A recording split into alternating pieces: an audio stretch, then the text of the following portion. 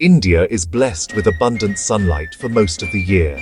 For a long time, we underused this powerful natural gift. We depended heavily on coal and other fossil fuels to power our homes, our cities, and our industries. This created heavy pollution and dependence on finite imported fuels. Recognizing the opportunity, India took a bold step.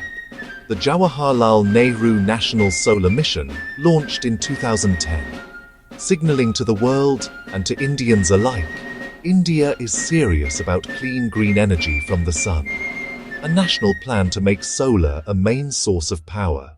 The National Solar Mission was born from a critical challenge: how to power India's rapidly growing economy, but to do so cleanly and sustainably.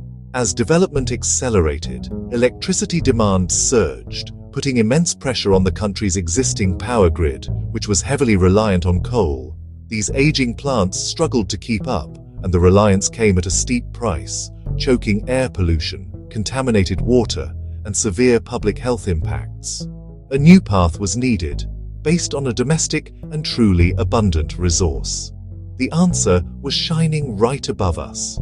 The sun delivers more energy to Earth in 1 hour than humanity uses in an entire year. And with 300 sunny days annually, India is uniquely blessed with this power. The mission set clear goals: install 20,000 megawatts by 2022, and crucially, drive down costs to achieve grid parity. This is the tipping point where solar becomes as cheap as conventional energy, making it an irresistible economic choice for industries and businesses.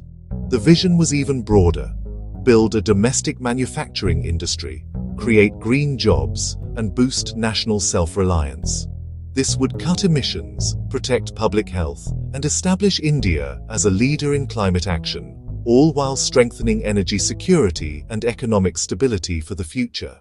Factories are the engines of our economy, but they are also the biggest power users. They need a constant, reliable flow of electricity to power heavy machinery and ensure critical production uptime.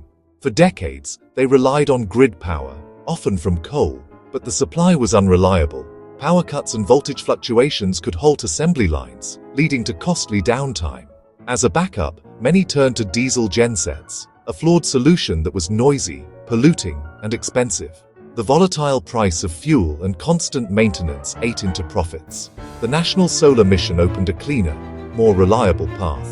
But circa 2010, industrial solar was still a rarity, viewed with skepticism as too expensive, with a high upfront investment. However, strategic policy support, coupled with rapid technological advancements, caused panel costs to plummet. Suddenly, the economics made sense.